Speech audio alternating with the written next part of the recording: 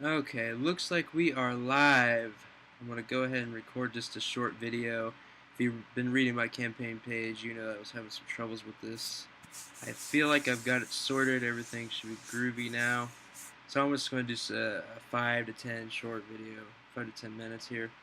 So this is the piece, if you've read the entire campaign page, this is the piece that is for the Destiny Composition Challenge number 3. It's in the key of C minor, and then the following chord progression here is G augmented 6/3, E flat 6/4, and then F 7th, which that just means 7th chord, and then the first inversion of that, second and first of the other two respectively, and then we have the bass line. I have these saved. I just haven't typed them in because I haven't gotten to that part in the song really. And then not too much else going on here. It's still a work in progress. It's going to turn out really well, I feel. I've just been swamped with. Well, it took me about 8 hours to get the stream set up the way I want it to be. First of all, so I probably won't pull up the chat for tonight. I don't think anybody's going to be in there for just this 5 or 10 minutes. I just want to get a disclaimer out of the way. I am going to school for this. I'm pretty far into the curriculum for it. However, I'm not like a super expert. I wouldn't be able to go into Lady Gaga's studio and put out 12 tracks of super crazy stuff. Maybe if I had months, it's definitely not impossible, but not in maybe like a month that her producer actually probably did. That's probably not the best example, but I just wanted to have a disclaimer out there. I do have an Indiegogo campaign because I don't have any kind of funding at all, and I feel like I'm talented enough and I know enough that I can already do basic mixing and mastering of any kind of artist that has just recorded themselves. It doesn't have to be the best quality mics. The better just makes it easier on me, but I feel like I could pull that off. There's not really too much. I mean, there's some plugins and ins and outs, and after you learn so much, it's just picking up the more advanced stuff, and that's where I'm at now. So, to anyone watching this, I'm pretty good at this, but I'm not the best person in the world at it. Just to get that out there in case anyone had any, like, if I'm trying to just be honest, I could definitely pull off, some really good, mixed and mastered demos for artists that want to get any kind of help with that. My plan is to just get a really low rate, just starting out with my campaign page. It's not doing so hot. I have a lot of unique stuff on there, so I'm not really sure. I've been tweeting, Facebooking, doing all kinds of crazy stuff, and it's not really going too far. Unfortunately, I'm not even listed on the Indiegogo main browse section for music. I did ask them about that, and they just they don't really know what to say, I guess. So, anyways, I might have to relaunch the campaign and hope that I just get better traffic or something. But I definitely know what I'm doing. This track here is for a composition challenge that's completely separate from the campaign. However, it's good material to show off as a portfolio piece. And I do have a work in progress for uh, the Matt W379. If anyone hasn't guessed, just from the initials, that is my father. He's just looking for just an intro track for his online radio station, which you can find at mattwilsonproductions.com, and then there's a link to it on there. That's like his portal for all of his websites. He has a couple things, he does custom radio design, and it's all there. But just to keep this as short and sweet as possible, I think I've got everything in here. I'm hoping that if there's anyone that has been reoccurring visitors to my page, and either doesn't really have anything to give, or they're not sure if it's worth it for them to give, I can definitely say it is worth it. I put a lot of time and effort into my work. Um, but I just want to reach out to those folks and just say, if you're coming back at all more than once, please try to watch this video if you don't watch anything else. Um, the pitch videos, I don't know. I had a very professional dress up style, and then I have a very laid back style. Both of them have pretty good editing. I don't know if the good editing is detracting folks from contributing because they don't feel like maybe I need it since I know what I'm doing. That's probably not too likely, but I just have to get that out there. Anyways, I want to go ahead and get started on this. So basically, this top track here is a C minor chord, no inversions or anything like that. Just using all MIDI right now. And we'll get to a little bit of sound that I did record here in just a moment. I'll probably zoom in on these tracks for you. Some people watching this might know what's going on. Some people may not. I'll just try to explain it kind of in a just an average sort of way that connects with both ends of the spectrum. So right here, I'm a little bit afraid if I pull up the piano roll it won't show. I'll try it. Let's go to screen set 3. It shows the piano roll there. I'm still working on a little bit. I'm thinking about changing the note progression from the C itself because the challenge kind of calls for it. So I'm going back to screen set 1. Okay, so I'm going to go ahead and just play the whole piece right now and then go into just a little bit of the tracks. I won't go through all of it because who has time to watch this whole video, right? So here we go. I'll just play what I've got so far.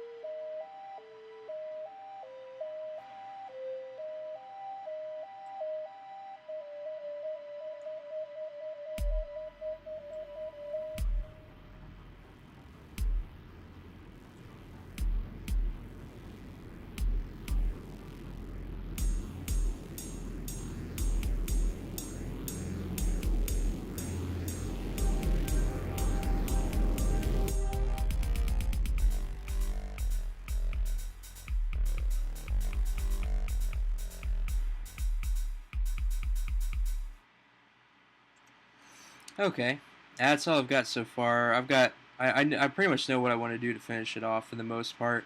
I have everything except for which instrument patches I want to use. That's really all that I'm missing. Quite honestly, I've had a bit of schoolwork the past couple days, so I haven't had as much time to work on this as I wanted to. But it's going to be finished out. Hopefully, well received in the challenge. There's about 8 other entries, and they're pretty decent entries. But I'm really going on my all on this. A lot of work. I'd say I've got about a solid day, 24 hours worth of work. Not all at once, but about a solid day's worth into this. There's a lot going on. Just a quick preview here. I'm going to click automation. I have a lot of volume automation that's very standard for music producers. That's done in every single track ever made. Right now, the most critical ones, I would say, I bring up the flute when there's a flute solo here. I even have that marked. And you probably heard it pretty well. And then there's just a trill. There's a non-progressed chord or progression chord. More like a note, actually, for the trilling at the end of that. So it's actually, it's like more like a real trill from a flute player. So I do have a band experience, and that was fun to throw in there. Timpani and marimba build-up, just some percussion. A lot of the big, huge orchestra songs, you can hear this timpani build-up or timpani outros. I chose to do that here. Just some background tracks here, the Digiwave. And then I threw in a bass drop. This is the recorded audio that I actually have. probably came through okay on this recording, um, but not much to this. Just a low frequency oscillator. It's just a utility in the Logic Pro DAW, and you set it to record to this separate track here. And then I put a bass kick to go with it, so it kicks with it. Sounds pretty good. And once this is mastered, I'll have a SoundCloud link and everything, and it'll sound really good. Not too much going on here. Just some backing tracks to give an overall breadth to the music. Very standard on professional dance or techno, hip hop even. I have 60, 100 is probably a little bit more rare, but something around that. Just that many tracks to just make everything flesh together. And then mixing, mastering as a business is balancing all of that so you don't get any clipping or distortion. So that's a lot of fun to me. I enjoy doing it, so I'm happy that I'm starting that up. Basically, these three here, just some backing tracks. I'll just play a little sample.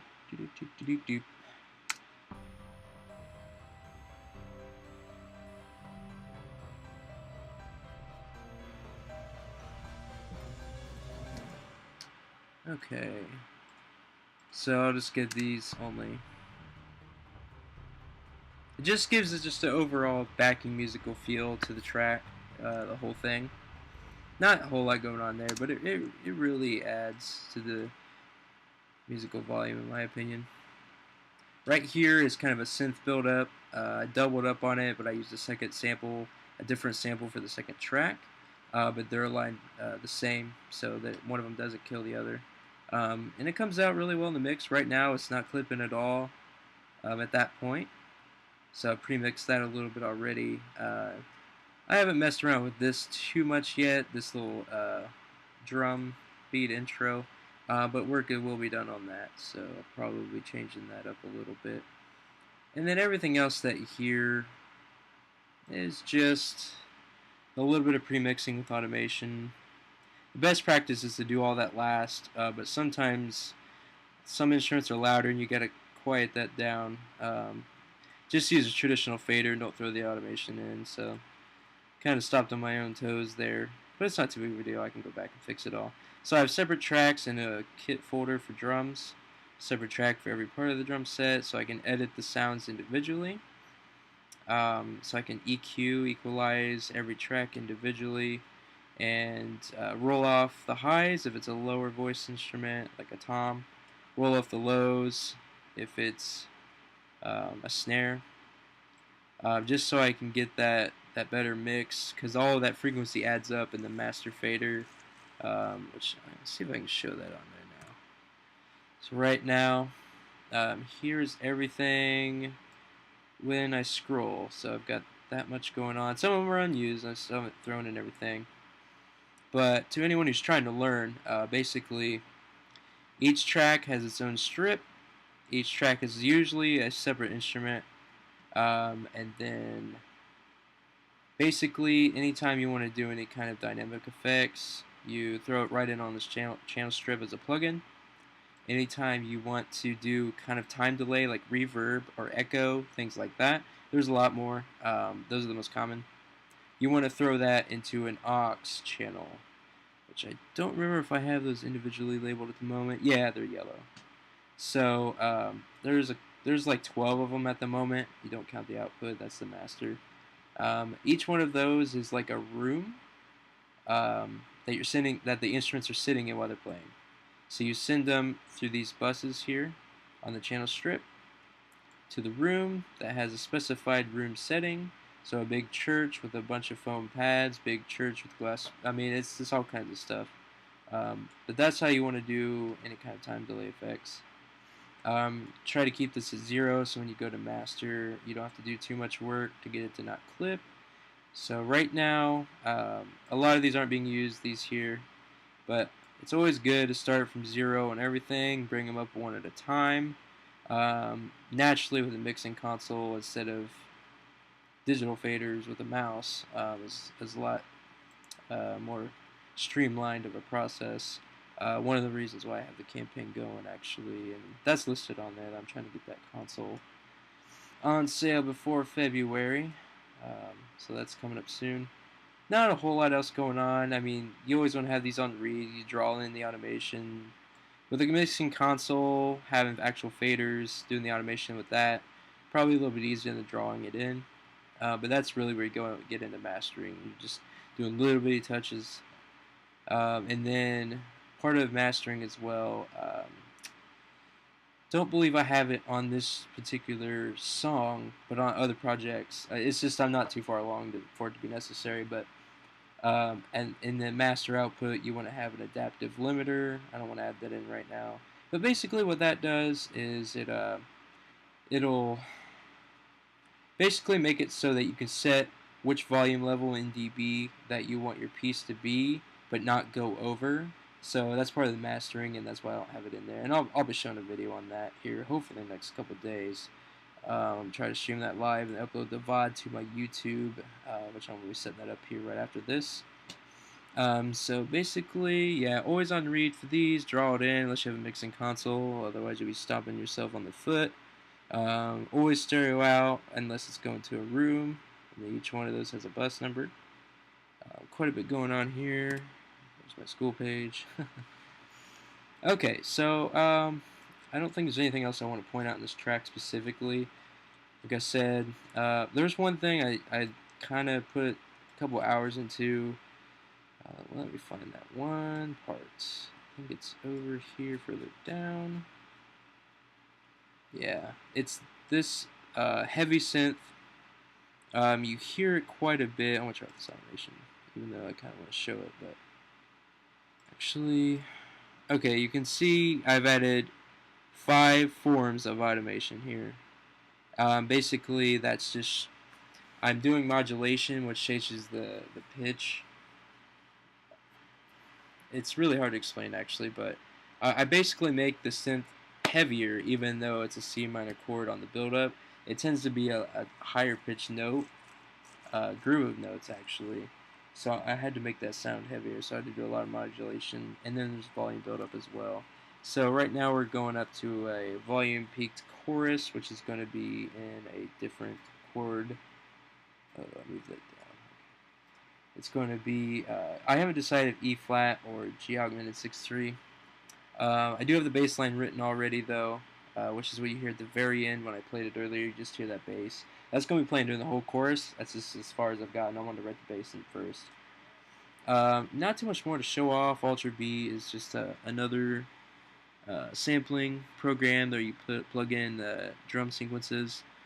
All the projects I've had to do for school, it's not only highly discouraged, but they don't allow us to use that. I'm not really sure why. It's not really any easier, in my opinion, to use Ultra B as opposed to bringing up the piano roll and creating the notes manually and quantizing them there. The only thing that is easier in Ultra B, in my opinion, is you see which voice of the drum kit patch that you've selected is on which key of the keyboard, and you can figure that out without having to draw on the notes and then figure out the sounds as you're dragging it around the piano roll. As far as I know, it's cool that you can sequence the beat and play it out in the plugin, but I don't see any other reason like it's cheating or something. So I mean, it's no big deal. I'll use it here. And then I have plenty of school projects that I'll probably be uploading on YouTube. May even stream some of those here as well. I have some experience streaming other stuff, so I kind of understand how it all works, except for that was on PC. This is a Mac, and gosh, those audio settings are so much different on the Mac. Everything. On a PC, you just pull up the recording devices, you mute it locally, but it still goes to the stream. I pull up recording or the audio settings on here, and I don't even think I can explain how I fixed it. But basically, I'm deleting the other VODs, so this is the only thing you'll see. Basically, I was having trouble hearing the program through my headphones, like playing the song, and broadcasting it to the stream with the client Also, making the microphone work with the client and not having the microphone be heard in my headphones with the song.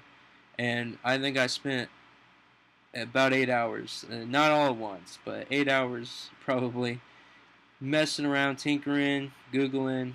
Um, I could have probably made a whole song in here with just 15 tracks fully decked out in that amount of time. Um, Pretty crazy. I'm glad I got it figured out though. Combination of like 4 different programs to get this to work the way I want it. So, anyways, I'll go ahead and wrap that up. Upload this on YouTube, link it on the campaign page. Try to keep it on Justin.tv. I'm used to streaming on Twitch.tv. I'm not sure. I've been streaming on Twitch. Well, it's been a long time since I've done that, to be honest. But I had a Justin TV account back in 2011, and it switched to Twitch automatically for some reason. So I made a new one, and I'm hoping it stays on Justin TV now. But I basically I know how most of it works, except for that audio routing problem I was having. Seems to be okay now though. I took pictures with my cell phone to make sure I can get all that set up this exact same way. I don't have to change much when I turn off the stream, because I still everything works the exact same way. It's just the stream client and the relevant programs are off. So then I'm just working with the DAW itself, Logic. Um, Basically, I've rambled on quite a bit. So I'm going to go ahead and end it up now. But show this to your friends or something, friends and family. Leave a comment, drop a like or a dislike on the YouTube. I'm hoping this was recording locally. Otherwise, it's going to be a pain in the butt to get on YouTube. But anyways, thank you for checking this out. I'll have more analytical streams in the future, but I just want to kind of get a campaign update / introduce myself stream-wise out there. So you should be able to see all of my information on the screen. I'm working on a Facebook fan page. I think they just call them pages now, for Supernova Reverence. Thank you.